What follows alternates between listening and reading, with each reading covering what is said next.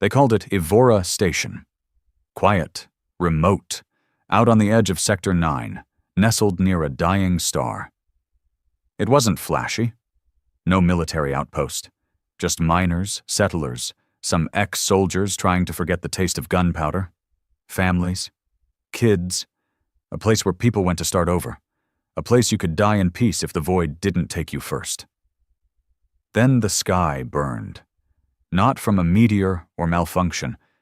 It was them. They came without a signal. No diplomacy, no declaration, no warning.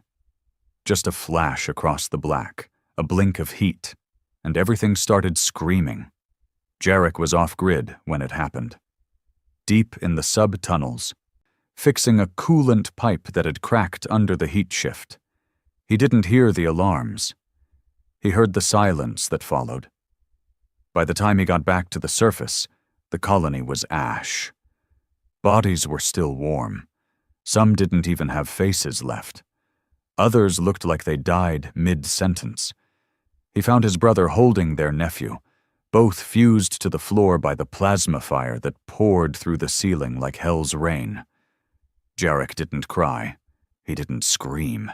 He just stood there, breathing through the smoke, heart still. His mind did something strange. It went cold, not empty, focused. He was a combat engineer once, fought in the Mars border clashes, saw entire squads erased by drones the size of a wasp, thought he'd seen the worst war could offer. But this was something else. This was extermination.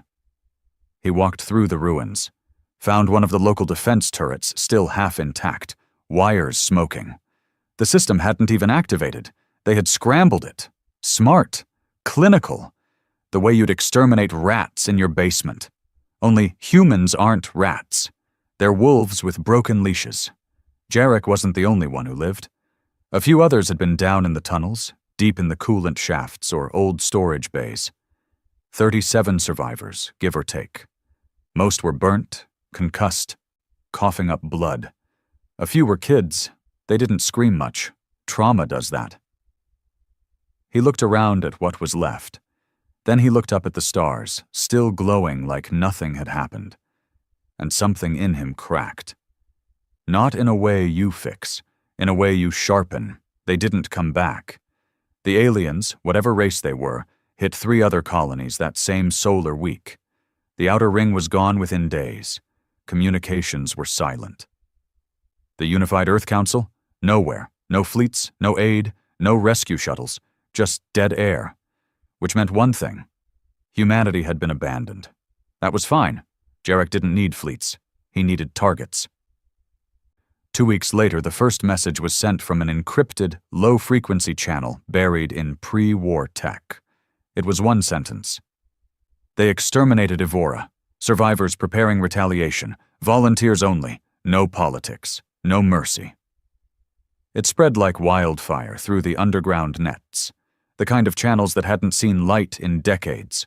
War veterans, mercenaries, black ops ghosts, men who were too violent for peace, too broken for civilian life, the kind of men the government pretended didn't exist anymore.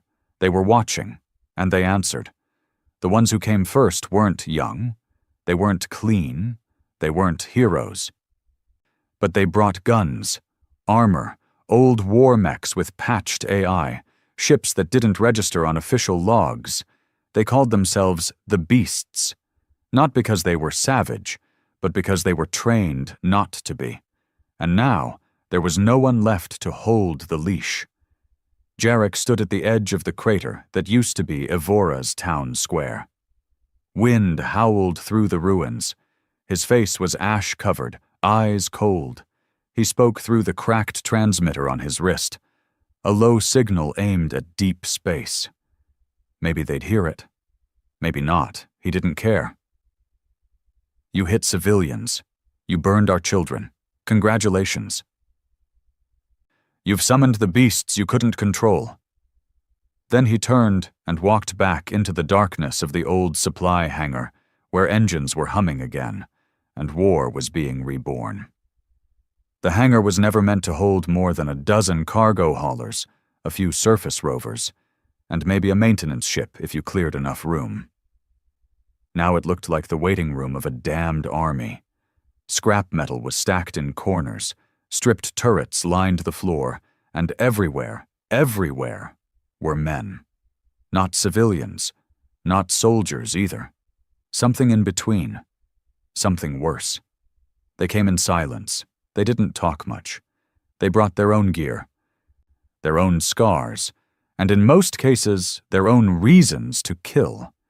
The kind of men who had buried brothers under alien dirt and had lived long enough to want to return the favor. Jarek moved between them like a ghost in smoke. No fancy uniform, just blood-stained gear, patched armor from 3 wars ago, and a look in his eyes like the universe had already ended. And no one told him yet. There was a man adjusting the exosuit plates on his thighs, faded tattoos covering arms that looked more machine than flesh. Another sat cross-legged in the corner, cleaning the scope on a long-range plasma rifle while muttering to himself in a dialect even Jarek didn't recognize. No one asked questions. No one needed speeches. The colonies were gone, and the stars needed to bleed for it. They had no name at first, not officially, but word travels in war, and whispers become myth. The Beasts, they were called, because no one ever heard them coming, no one ever saw them leave, just silence, and then ruin. But inside the hangar, they were just men putting together war from memory. Jarek stood at the front near a makeshift terminal hooked to a half-broken projection board. He didn't have a speech prepared. He never did. He just waited until they stopped moving, stopped hammering, stopped loading their mags and double-checking their rigs. Then he spoke. "There's a reason Earth never sent a response," he said, voice rough from smoke and rage. "Because they didn't want one. Because the Council already decided we weren't worth saving." No one reacted. No surprise there. They already knew. "But you know what that means," Jarek continued. "It means there's no leash, no command structure, no red tape, no hold-fire orders." He paused, scanning the faces. Weathered, dead-eyed, some too young, some too old, already. "It means we don't answer to Earth anymore. We don't answer to anyone." He walked closer to the crowd. The quiet thud of his boots echoed against the old titanium floor. "We aren't soldiers. We aren't rebels. We're not some noble resistance. We're what happens when you slaughter people who were trying to live peaceful lives and leave the wrong ones breathing." He pointed toward the star map, glitching behind him, now showing 3 marked systems, each of them a confirmed hit site. "We're not rebuilding. We're not mourning. We're not lighting candles or holding hands." He looked up, jaw clenched. "We're going to make them afraid of the dark again." Silence. Then the first man stood up. No name, no badge, just an old carbon blade clipped to his back and burn marks down his neck. He tapped his knuckles twice against his chest. "I'm in." Another followed, then another. Then the sound of fists hitting armor, metal fingers against carbon plating, boots stomping. A low, savage rhythm building like a war drum made from guilt and gasoline. The Beasts were awake. Their first target was chosen for strategy, not revenge. Orion Theta 3, a refueling station used by the alien faction now nicknamed the Dravari. Slender, cold-blooded things with needle-thin limbs and a hive mind that operated off emotion suppression. Efficient, brutal, detached, perfect enemies. The station wasn't heavily guarded. The Dravari didn't need heavy defense anymore. After the colonies burned, they assumed fear would do the rest. They were wrong. The Beasts hit the station at orbital dawn. No warning, no fleet signature. They came in with blackout shields, signal dampeners, and cold burn boosters. Silent until they were already inside. Jarek was the first through the breach. His armor was patched together from old border tech and scavenged Dravari plating. He carried a pulse shotgun on his back and a vibro knife at his hip. But he preferred the weapon in his hands now, a modified anti-personnel cannon that used to be mounted on a mech's shoulder. The first Dravari didn't scream. They didn't know how. They just froze, analyzing. By the time they processed Yarek's presence, the hallway was painted in bone. Behind him, the rest came in waves. No formation, no tact, just destruction. The beasts didn't clear the station. They erased it. Every power node was fried. Every comms relay was sliced. Every Dravari that moved was torn apart. No survivors. No mercy. It took less than 11 minutes. The last thing the station's AI picked up before its systems went dark was an encrypted human code pulsing through the hull. Evora sends its regards. They left the bodies hanging, not as a tactic, as a message. For centuries, aliens assumed humans were emotionally erratic, illogical, too bound by empathy to be a threat. They didn't know what humans became when they had nothing left to lose. The Dravari tried to bury the incident. They issued silence protocols, locked down media broadcasts, killed witnesses. But fear isn't bound by broadcasts. It spreads. And soon, whispers started crawling across systems. Humans had gone rogue. Earth didn't control them. The UEC denied involvement, but colonies were burning in reverse now, Dravari colonies. And in every wreckage, the same two symbols were found scorched into the walls, a wolf and a set of human eyes. Back at the hangar, Jarek sat alone. He wasn't proud, wasn't angry, just tired. He hadn't slept in 4 nights, didn't need to. His body ran on instinct now, rage and memory and routine. He replayed the mission on a cracked terminal, watching as one of the beasts, Devrin, an ex-Black Site ops specialist, tore through 3 Dravari sentries with nothing but a melted shield and a sidearm made from a plasma cutter. Another screen showed a kid, barely 20, diverting a coolant line into the main comms relay and electrocuting an entire command nest. He'd volunteered 2 weeks ago after finding his mother's name on the Evora death list. Jarek didn't stop him. He just made sure the kid wore body armor. He tapped the terminal, zooming into the section of the station where they'd recovered something strange. A beacon. Hidden behind sealed walls, not meant to be found. It wasn't just a refueling station. It was a forward command node. That's why the response had come so late. Why the beasts had torn through so easily. The Dravari weren't ready. But they would be now. This was war, and war meant escalation. The next day they found a coded reply bouncing off old satellites, not from Earth, not from the Dravari, from another human channel, low frequency, pirate code.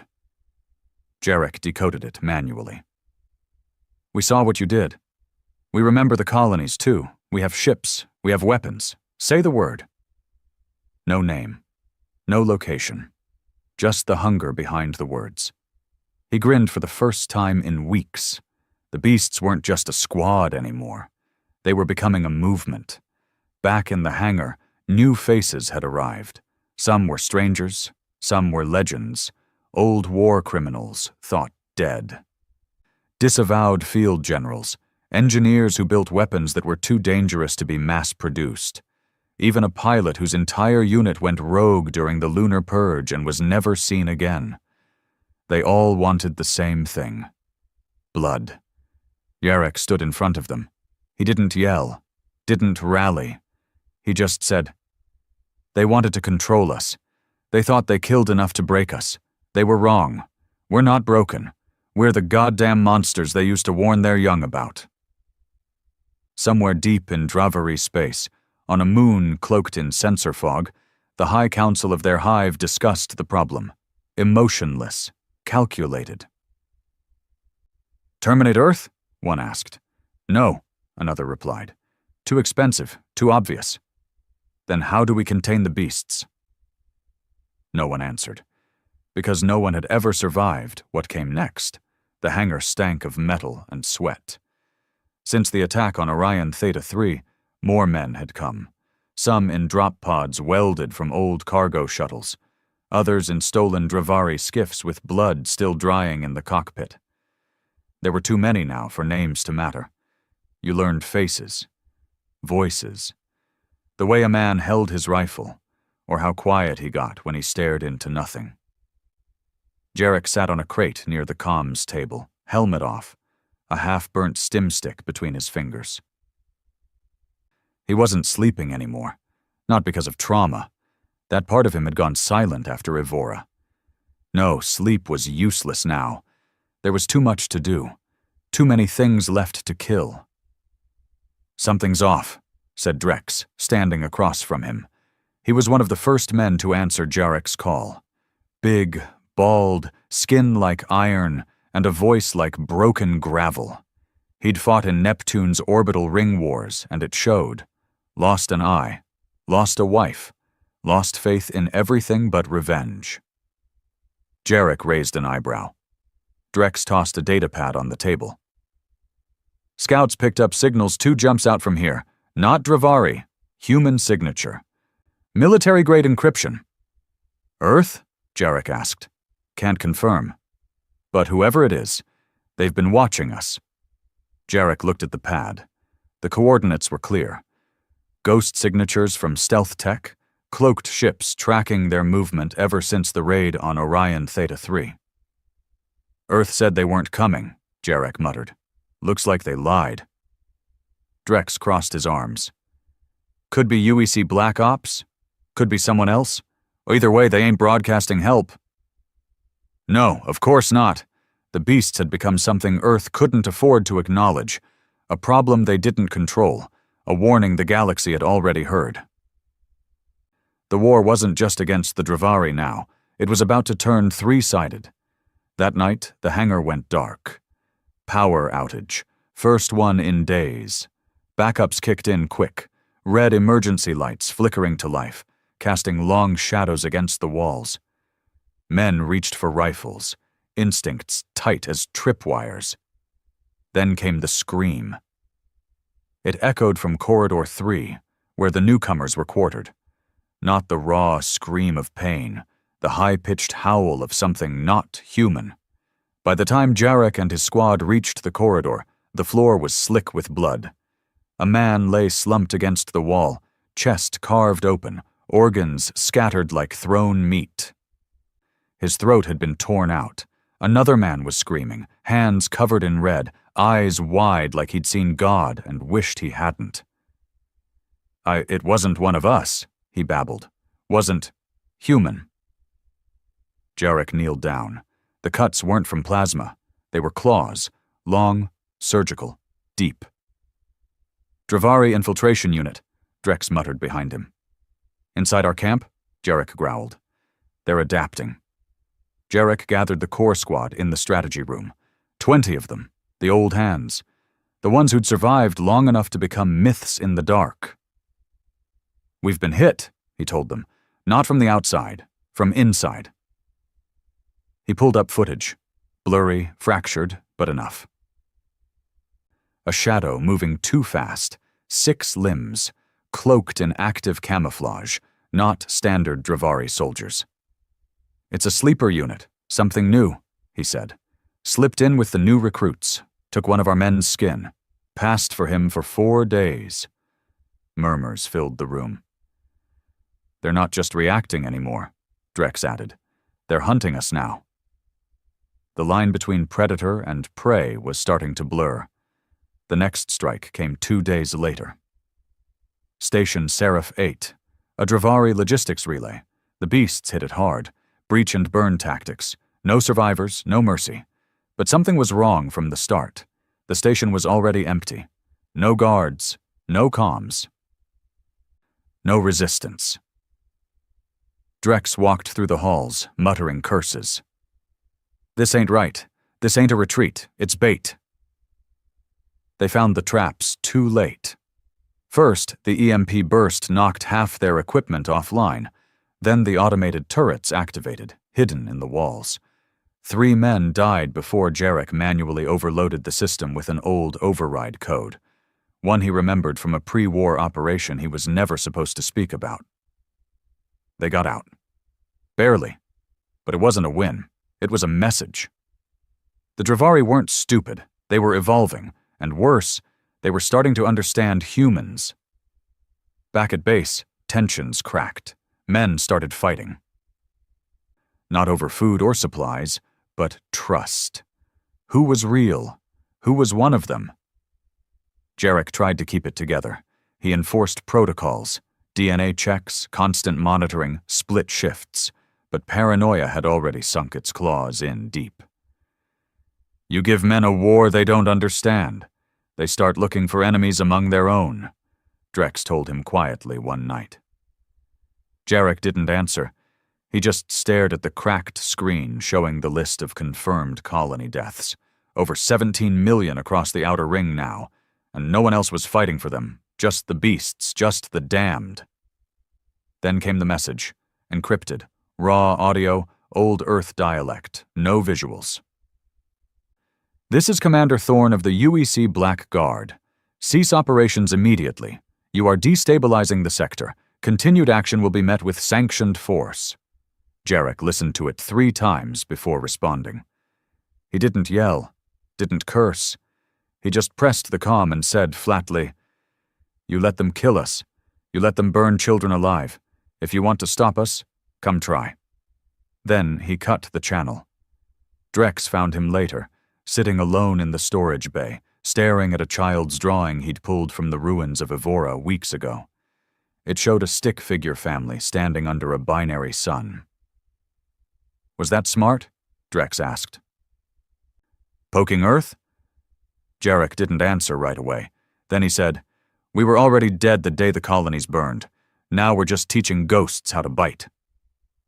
The next mission was a deep strike. Risky. Stupid even.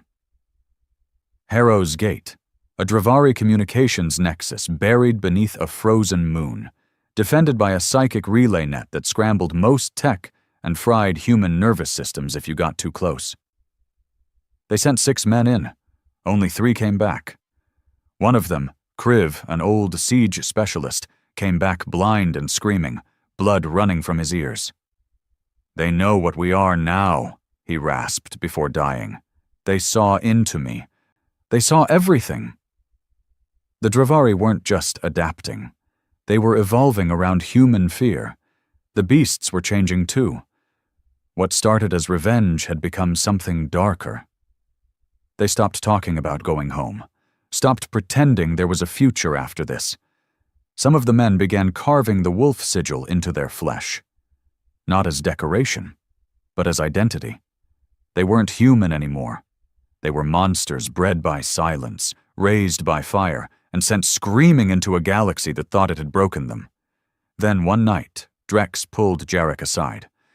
"There's a mole," he said. Jarek's blood froze. "You sure?" Drex nodded. "Got intercepted logs. Someone inside is feeding UEC intel to the Drivari. Coordinates, patterns, names." "Who?" "We're narrowing it down." Jarek didn't sleep that night, because it wasn't just a war now. It was a hunt inside the pack. And when beasts turn on each other, the blood flows faster. You don't get used to betrayal, not even when you expect it. Jarek stood at the edge of the makeshift execution chamber, an old cargo dock now converted into something darker. Steel walls, cold floor, just one chair bolted to the ground. A man sat in it, strapped, beaten, eyes swollen shut. His name was Ren, 29 years old, former logistics specialist. Joined the beasts after losing his wife and child at Theta 2.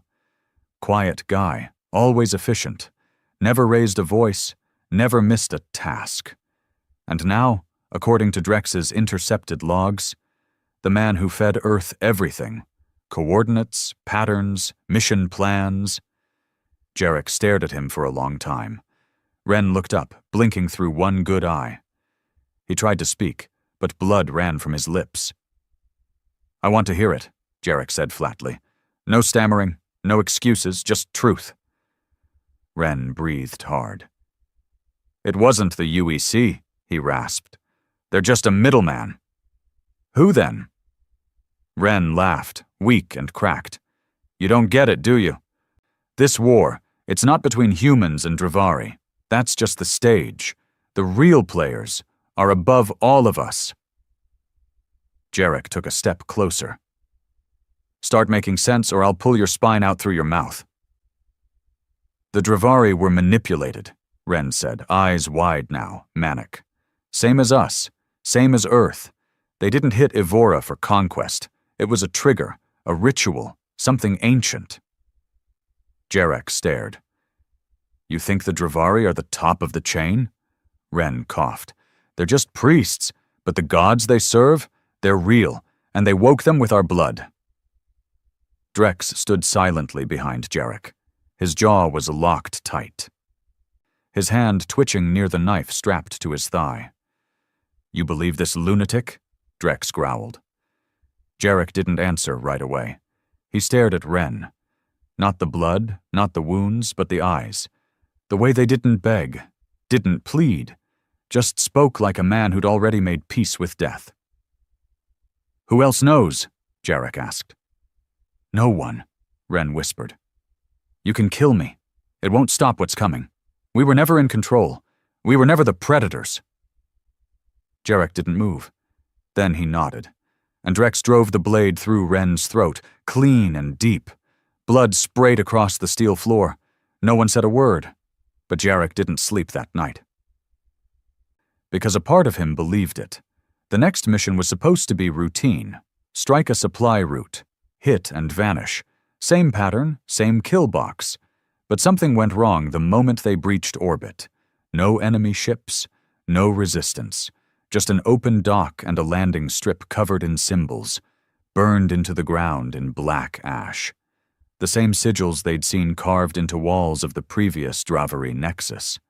Symbols no one in the beasts could read. Except one. Tarn. A linguist. A former colony professor turned demolitions expert after watching his wife explode in a Drivari testing chamber. He'd spoken maybe 10 words since he arrived. A ghost in armor. Now he stood frozen in front of the symbols, helmet in hand, eyes locked. I've seen these before, he whispered. Where? Jarek asked. Tarn looked up slowly. On Earth. Everyone went silent. Before the colonies, before the war, Tarn continued. Old ruins, underground catacombs under the Arctic, buried in the ice, same markings. What do they mean? Drex asked. Tarn didn't blink. They're not words, they're instructions. The deeper they moved into the station, the worse it got. No bodies, no blood, just emptiness. Like something had pulled the souls out of the place and left the bones standing. They found rooms filled with melted equipment, statues made of fused flesh and machine, posed like worshippers, and in the command chamber, a single message etched into the glass wall. You were never alone. Drex ran a scan. No life forms detected, but the temperature was rising, fast. The oxygen was thinning, despite sealed suits. We need to go, Jarek said. Now. But the air pulsed suddenly. A sound. Low, like a voice beneath sound. Men started coughing, bleeding from their ears. One dropped to the ground, convulsing. Tarn's eyes rolled back, then he spoke. But it wasn't his voice. Your rage fed us. Your grief opened the gate. The war was the key. You are the vessel. Thank you. Then he collapsed, and the station began to move. It wasn't a base. It was a ship, a massive world-sized construct buried under metal and lies, and it was waking up. Jarek grabbed Tarn's limp body and shouted, "Evac, now!" The beasts didn't argue. They ran, hard, fast, fire bursting from the walls breathing, as if the ship was alive. They barely escaped. 10 of them didn't. Jarek sat in the cockpit, covered in someone else's blood, staring at the receding station ship as it drifted into the void. Then it disappeared, vanished from sensors, from existence. Back at the hangar, The mood was poison. Men were shaken. Not just from the mission, from what they'd seen. The beasts had faced guns, monsters, alien tech. But this? This was something older. Drex slammed his fist into the wall. We're not soldiers anymore. We're pawns in a game we don't understand. We've always been pawns, Jarek said quietly. We were just too angry to see the board. 3 hours later, the UEC attacked. No warning, no negotiation, just orbital strikes on the outer perimeter, EMP drones frying half the hangar systems, and boarding pods ripping through the roof like metal meteors. They came in formation. Black Guard. Full gear. Full authorization. Kill order. Eliminate all non-compliant rogue units. The beasts didn't hesitate. They fought like animals. Jarek led the defense himself, sidearm in one hand, blade in the other. His mind was a furnace. A lifetime of betrayal collapsing into one perfect moment of clarity. Earth didn't want peace. They wanted control. They were more afraid of free humans than the aliens. The fight lasted 6 hours. When the smoke cleared, 47 beasts were dead. Another 22 wounded. But the Black Guard had lost more. And Earth learned the hard way. You don't cage beasts you left to die. You bury them, or you run. Tarn recovered later that week, his body intact, his mind fractured. But he spoke again. They're coming, he whispered to Jarek. Who? Jarek asked. The ones beneath the war, the ones the Dravari serve, the real reason this all started. What do they want? Tarn didn't answer. He just stared at the stars. And for the first time, Jarek realized something terrifying. This wasn't a story about vengeance anymore. It was a story about revelation. And they were running out of time. The hangar was quiet, not silent, just quiet in the wrong way, like a beast holding its breath before the pounce. No hammering metal, no curses. No laughter from men who forgot how to mourn. Just low whispers and the click of weapons being checked for the 100th time. Jarek stood alone above the operations deck, staring through the cracked observation window. The stars hadn't changed. Still cold. Still distant. But now when he looked at them, he didn't see space. He saw eyes, watching, waiting, calculating. The beasts weren't fighting for revenge anymore. They were fighting to stop something they couldn't even name. And they were already too late. We have movement, said Drex, his voice low, like he was afraid to wake the wrong kind of thing. He handed Jarek the pad, and the feed lit up. Deep space telemetry.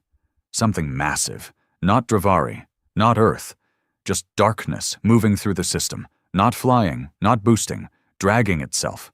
No energy signature, no radiation, just mass. Unnatural, lurching mass. Tarn sat at the far end of the deck, head low, a bottle in one hand and a black shard in the other. He hadn't slept since the last mission. Not really. He barely spoke, unless it was riddles or half-lucid nonsense. Until now. That's it, he said, voice hoarse. That's one of them, a harbinger. Jarek turned. You said there were gods, ancient ones. What the hell is that? Tarn looked up. Not gods. Not even demons. Something else. They don't live. They don't die. They just are. And why are they coming now? Because we woke them. Jarek remembered Ren's words before he died. The war was the key. This wasn't about colonization, wasn't about resources. This war, Dravari and human, Earth and colony, it was a ritual. Blood was the offering, and someone, something, was now collecting the payment. That night, the dreams came. Jarek hadn't dreamed in years, not after Evora. His sleep had become black, empty, pure survival. But this night, he saw fire. Flesh. Stars weeping black light. He saw himself walking through a battlefield made of bone and ash, alone, dragging a blade that wasn't made of metal. It pulsed, as if alive, feeding on his rage. Ahead of him stood something with his face. But not him. It spoke one word. Choose. He woke up to alarms. Not Dravari this time. UEC battlecruiser inbound. Earth had come back. This time they brought numbers. 3 capital ships. Full assault class. Black Guard divisions. Orbital drop cannons warming up. Jarek stood on the deck, unmoving, armor half-strapped, helmet under one arm. He stared at the feed like it was a goddamn joke. They really want us dead, Drex said beside him, loading a launcher. No, Jarek muttered. They want to stop us from reaching what's coming. They think if they kill us now, they can close the gate. Drex glanced at him. Then they're already too late. The beasts prepared for war. Not a raid, not a surgical strike, a full-scale slaughter. Men checked armor they hadn't worn since Mars. Others injected stims straight into their necks, shaking with anticipation. Every one of them knew this was suicide. Every one of them volunteered. There was no grand speech, just Jarek's voice through the comms. They're coming to erase us, not just Earth, not just the Dravari, something worse. Something hungry. We're the only ones who see it. We're not soldiers anymore. We're the firewall between extinction and survival. And we will hold. The hangar roared. The first Earthship dropped troops 2 clicks outside the canyon wall. Beasts met them with fire and steel. The Black Guard fought with precision, organized, efficient, cold. The beasts fought like monsters. Jarek tore through lines with a modified thermoblade, armor scorched, visor cracked, screams echoing behind him. Every kill meant nothing. Every step forward was fueled by the same thought. You let them die. Now we all burn. Drex led the charge into the second wave, gunning down Earth mechs with scavenged Dravari tech. He took a hit through the shoulder, kept fighting. Blood meant nothing anymore. Men fell. Whole squads erased. But they kept coming. Because dying meant nothing now if they didn't stop what was waking up behind the stars. Hours passed. The battlefield was a ruin. Fire lit the horizon. Smoke choked the sky. The hangar was half collapsed. Hundreds dead on both sides. And in the wreckage, Jarek stood above the body of an Earth commander. Helmet cracked. Eyes wide in death. In his hand, a data stick. Jarek took it, plugged it in, and everything changed. Tarn decoded it. The file was encrypted in Earth's most classified tier, coded above top secret. Even Drex couldn't crack it, but Tarn did. He was always more than he let on. The truth hit like a railgun to the chest. Earth had known, for decades. They'd found the first glyphs during a deep ice dig on the southern pole, had their own secret contact with the Dravari. It wasn't war, it was collaboration. The Dravari were told where to strike, what colonies were left defenseless. In exchange, Earth would be spared when the real enemy came through. They were playing both sides. Jarek's hands trembled. Drex slammed his fist into the wall. Those bastards sold us out. They didn't just sell us out, Jarek said, voice hollow. They fed us to something they couldn't control. Then Tarn found something worse. An activation signal. Coordinates. A final beacon meant to complete the ritual, hidden in a vault beneath Earth itself. Once activated, it would open the rift fully, and pull whatever slept in that black hell through. Jarek stared at the coordinates. Then he looked at the last few men still breathing, and said, "We're going to Earth." They didn't come in through the front gate. There was no declaration of war, no orbital warnings, no negotiations. They arrived in silence, on stolen ships through black lanes Earth pretended didn't exist. The beasts flew under old encryption codes, abandoned during the Martian rebellions. Jarek had memorized them in a former life, back when he still believed the military had honor. They were ghosts now, coming home to bury their makers. The planet looked untouched. That was the first offense, No smoke, no damage, no signs that humanity's oldest home had suffered while the colonies burned. Skyscrapers still reached toward the heavens. Clean transit lines hummed across megacities. News feeds played smiling faces and sanitized headlines. No mention of Evora, no names of the 17 million lost. The war never reached Earth, because Earth had sold the war to everyone else. They landed on the outskirts of New Geneva, one of Earth's military capitals, population 10 million, host of the UEC's Black Site Command Center. Beneath it, at coordinates Tarn decrypted, lay the vault. The final beacon. Jarek stepped off the shuttle first, boots hitting soil that hadn't tasted real war in generations. Behind him were 23 men, the last of the original beasts. The rest were dead, crippled, or mad. Each man carried scars no one could name. Each one knew they wouldn't return. That was fine. No one deserved to. They moved through the outskirts with surgical precision. Civilian patrols? Bypassed, drones, hijacked, surveillance towers, knocked offline before they could blink. Drex led the demolition crew. Tarn stuck close to Jarek, carrying the final trigger they'd need once they reached the vault. Every step closer to the city center made the world feel wrong. Too perfect. Too untouched. Until they reached the first checkpoint, and Earth showed its real face. The guards weren't human, not anymore. Clad in black armor with smooth, featureless masks, their movements weren't just military, they were ritualistic.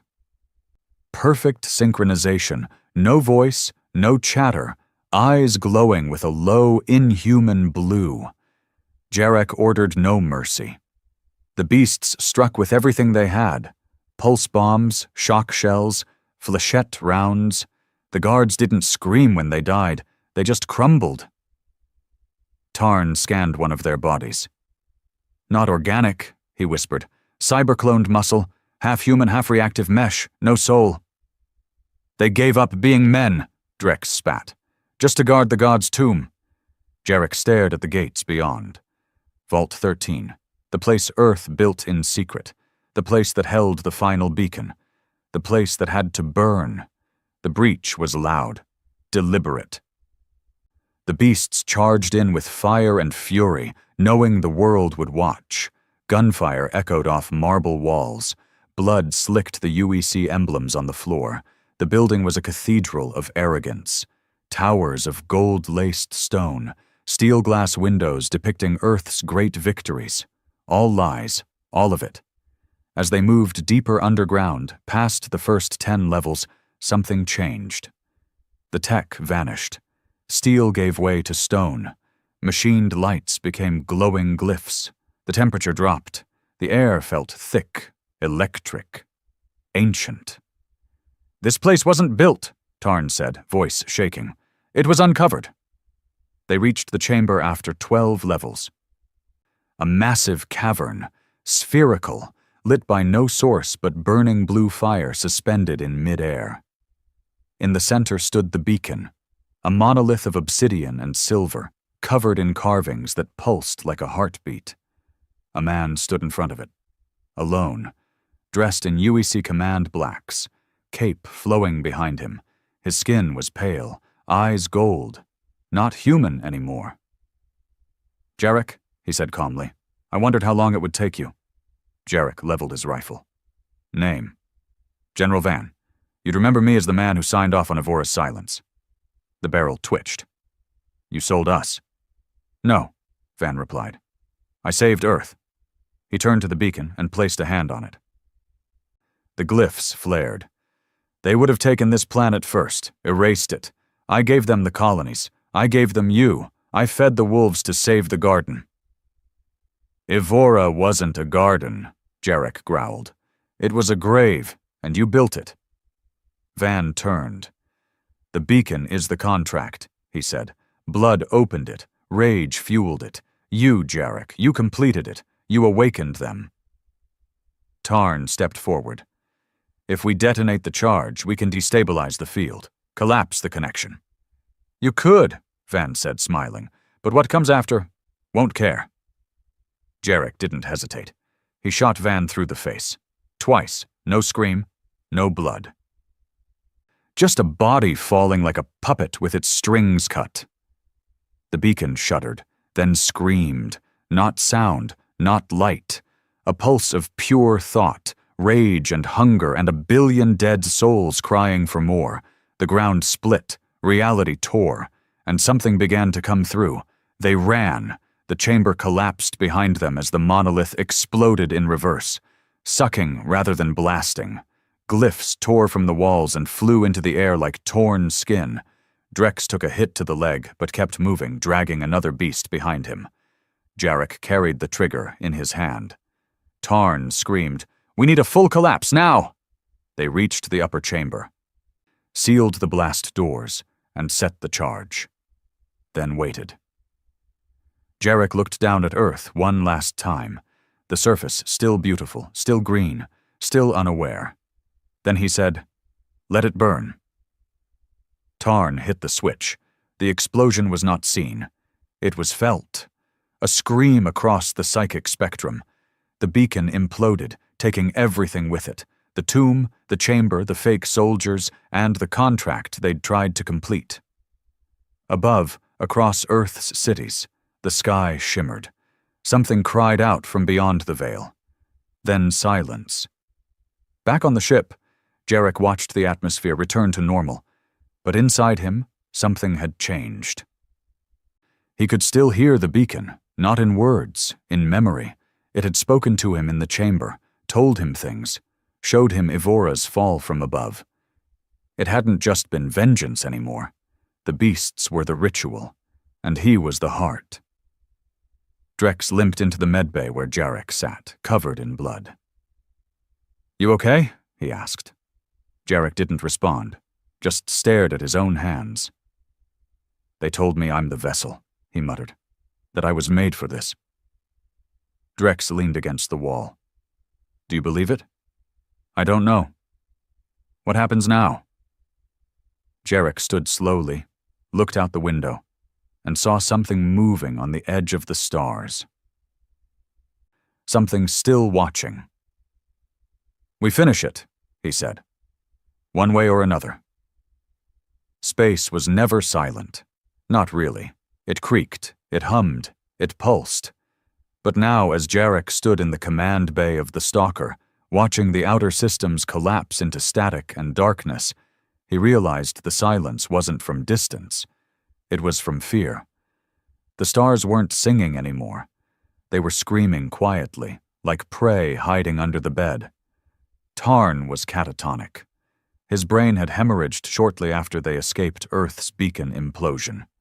He sat now, buckled into a med chair, eyes open, unmoving, mouth whispering symbols that weren't from any human tongue. Drex stood across the deck, armor cracked, blood on his knuckles. He hadn't cleaned himself in days. "Telemetry's breaking down," he said flatly. "Long-range scanners show gravitational anomalies all along the outer rim, like black holes, but not permanent." Jarek didn't turn around. "It's the gate," he said quietly. "They're pushing through." Then the beacon didn't stop them. It slowed them, delayed the full merge. Drex let out a cold breath. "So what the hell do we do now?" Jarek turned. His eyes weren't fully human anymore. Not exactly. They had found the origin point, not Earth, not the Dravari homeworld. But the void rift, a tear in real space hovering just beyond the Orion graveline, an abandoned quadrant where nothing grew, no planets, no stars, just an endless expanse of black ash and failed signals. That was where it was waiting. The entity, the god, the intelligence older than war itself, the one who fed on suffering. Tarn had named it before his mind broke, and Shathir, the sleeper beyond suns, the mind without body, the architect of ritual. It was never about conquest. It was always about invitation. You don't invade humanity. You provoke it. Let it rage. Let it spiral. Let it butcher. Let it become so violent it opens the gate itself. And then, you step in. Jarek gathered what was left of the beasts. 17 men. That was all. The rest were dead, lost, or consumed. Some had gone mad and walked into space without a suit. Others had torn their own skin off after hearing whispers they couldn't unhear. These 17 weren't just survivors. They were damned men with nothing left. And they were ready. Jarek stood before them, helmet in hand, eyes black-ringed and glowing faint. "I won't lie to you," he said. "This isn't a mission. It's a suicide dive into the throat of a god." No one moved. No one ran. He continued. "They used us, played us, turned our grief into fuel for something that shouldn't exist. We did what no one else could. We fought back." A pause. Heavy. "But if this thing crosses fully, Earth won't burn. Neither will the colonies. Everything will. The laws of space will fold. Time will die choking on its own blood." He looked at each of them. "Let's go cut out its heart." The journey through the grave line took 2 days. The ship's hull groaned like it was crying. Lights flickered. Clocks ticked backward. Men saw faces in mirrors that weren't theirs. Someone swore they saw their mother floating outside the viewport. Jarek didn't sleep. He didn't blink much either. His blood was running hot, brain humming like a relay station. He heard voices sometimes. One in particular. "You were made to deliver us." He didn't answer. Not yet. They reached the rift. It was wrong. Not an object, not a tear. It was an eye, not metaphorically. An actual colossal eye hanging in the void, pupil wide, veins like lightning stretching across the stars. It blinked, and their ship shuddered like it had been seen naked. Tarn twitched violently. "It sees. It remembers. It's ready." Jarek gave the order. "Launch the spear." The spear was a weapon they'd built in secret, using scavenged Dravari tech, psychic amplifiers, and something they stole from Earth's black site core. They didn't know if it would kill the entity, but it would hurt it. And if gods can bleed, maybe they can die. The cannon hummed, powered up. Jarek stood on the bridge, hand hovering over the ignition trigger. And then, the rift spoke, not with sound, not with language, but through memory. He saw Evora again, not the destruction, the decision. He saw Earth's council, Van among them. A hidden chamber. A vote. Evora wasn't a random loss. It was the first blood. A sacrifice to Enshathir. Made willingly. To protect Earth's core assets. They had offered the outer colonies to delay the gods' full emergence. They had bought time with bodies. And now time was up. Jarek trembled. His body wasn't his anymore. His thoughts were laced with fire. But he was still human, still angry. He hit the trigger. The spear launched, faster than light, laced with the hate of 17 broken men. It struck the rift dead center. The eye exploded, and something inside it screamed. Reality rippled. Ships imploded across 5 systems. Stars went nova. The graveline turned red with plasma storms. And then, Enshathir emerged. It didn't arrive like a ship. It unfolded like a disease, a continent-sized mass of teeth, eyes, tendrils, and mouths, speaking every human language at once. The stars behind it dimmed, gravity warped. Jarek stared at it, blood running from his nose. "You said I was made to deliver you," he muttered. "Yes," the god answered, "but you made yourself." That was the final truth. Enshathir hadn't chosen Jarek. Jarek's rage had created the bridge. Every death he caused, every man he led into vengeance, every part of him that stopped being human. It made the path, but he still had one card left. The second beacon. Tarn had hidden it, modified it. If the first beacon was the invitation, the second would be the lock, not to seal the god away, but to drag it down with them. Jarek stood alone in the drop chamber, armor glowing red, bones cracking under the weight of the psychic pressure. The rest of the beasts held the ship together with everything they had left. Drex limped in beside him. "I told you I'd die anywhere but in my bed," he said with a grin. Jarek clasped his arm. Time to take a god to hell. They dropped, straight into the god's core. Inside Enshathir was nothing, and everything. Dead civilizations, faces from Jarek's past, his mother, his brother. The children from Evora, the screams of every soul consumed. He walked through it like a man on fire. Drex fell behind, dragged into the black. Tarn's voice whispered across the intercom, already half gone. "Trigger. When you reach the heart." Jarek found it, a single glowing knot of nerves, shaped like earth, beating slow. He placed the beacon against it, and smiled. "You made me your weapon. Now bleed with me." He triggered the beacon. White light, a scream that broke time. And Enshathir convulsed, and everything went silent. There was no sound in the void, no fire, no light.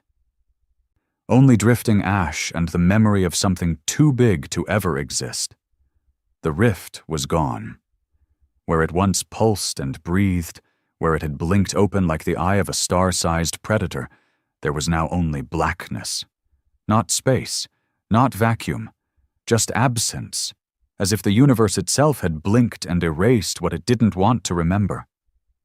The stalker was dead. Systems silent, its hull cracked and scorched, spinning slowly near the outer rim of the grave line. Most of its crew were already gone. The few who remained didn't speak. They just drifted, waiting for either death or silence to win. But something moved on the outer deck. A figure, barely human, crawled from the emergency port, bloodied and torn, armor melted into his flesh. The face was half burned, one eye missing, the other glowing dim blue-white. He was alone. But he was breathing. Jarek was still alive. He woke hours later, days maybe, inside a sealed med chamber. Tarn was gone. Drex was gone. The others. He didn't ask. He already knew. There were scars on his arms that hadn't been there before. Not burns, not wounds, symbols, etched into his skin like brands. Ancient glyphs pulsing faintly beneath the surface. The same ones that glowed inside the beacon. The same ones carved into the Dravari tombs. The same ones that whispered behind his eyes. He didn't scream. He just sat up and remembered everything. He had killed it, not with weapons, not with fleets, but by inviting it fully into himself, then detonating the tether. The beacon hadn't banished Enshathir. It had absorbed it, pulled it into a shell of human rage and guilt and grief. And then Jarek had sealed the door. The cost? His soul, his sanity, his right to ever call himself a man again. The universe didn't rejoice. No songs were sung, no medals were awarded. Earth never broadcasted his name. The colonies never knew he'd saved them. The beasts, forgotten. Buried with no graves, no statues, no flag. The war had ended the way wars always do, with silence and new lies. 3 months later, a transmission was received from Deep Space Sector 19. Low frequency, ghost signal, not traceable. It simply read, "The gods are gone. The gate is closed, but the fire remains. Keep watching the stars." There was no signature, but some analysts in the darkest corners of UEC's intelligence division swore they knew the voice. They sealed the file, classified it, and never spoke of it again. Jarek didn't return to Earth. There was nothing there for him. No city, no name, no one he'd saved. He drifted system to system, under 100 identities, hiding from the war that had marked him as something not quite human anymore. Sometimes, when he walked through slums or deep space ports, he'd see children wearing the wolf sigil, scratched onto their jackets, etched into walls. Whispers of the beasts had become myth. No one believed they were real anymore, except the ones who survived them. One night, sitting in the back of a derelict cantina on the edge of some asteroid belt, a kid sat across from him. 17, maybe. Scar over his left brow, nervous eyes, a makeshift blade at his hip. "You're him," the boy said. Jarek didn't look up. "You're the one who killed the god." Jarek sipped the sludge the locals called whiskey. "You got the wrong corpse." "No, I heard the story. From someone who fought in the drift. Said you walked into its heart. Said you came back different." A pause. Then the boy asked, almost begging, "Is it really gone?" Jarek looked up, and the boy flinched, because behind the bloodshot eye and the burn scars, there was something ancient looking back, something still breathing. "It's gone," Jarek said softly. "Then why do the stars feel wrong?" the boy whispered. Jarek leaned forward, and for a moment the bar went quiet. The world froze. The lights dimmed. He said one sentence. "Because you can't kill a god. You can only bury it in someone too angry to die." The boy never saw him again. Years passed. The universe moved on. New colonies rose. New wars started. Earth never acknowledged what had happened. The Dravari were silent, scattered, fractured, leaderless. But every so often, strange anomalies would appear at the edge of the known rim. A ship spotted in multiple places at once. A scarred man walking alone through war zones untouched. A single figure tearing through pirate fleets with a weapon that pulsed like it was alive. And always, just before vanishing, a signal was heard. "You summoned the beasts. We remember." In time, legends returned. Not of heroes, but of monsters that guarded the gates of space. Wolves in human skin, the last men left from a war no one spoke of. They said one of them still walked the stars. Burned. Broken. But watching. Because the gods hadn't won. But they weren't gone either. They were waiting. And so was he. Final words. Jarek sat alone on a forgotten moon, boots buried in dust, watching the stars blink in and out. A small fire crackled beside him. Not for warmth, just to prove the void hadn't swallowed everything yet.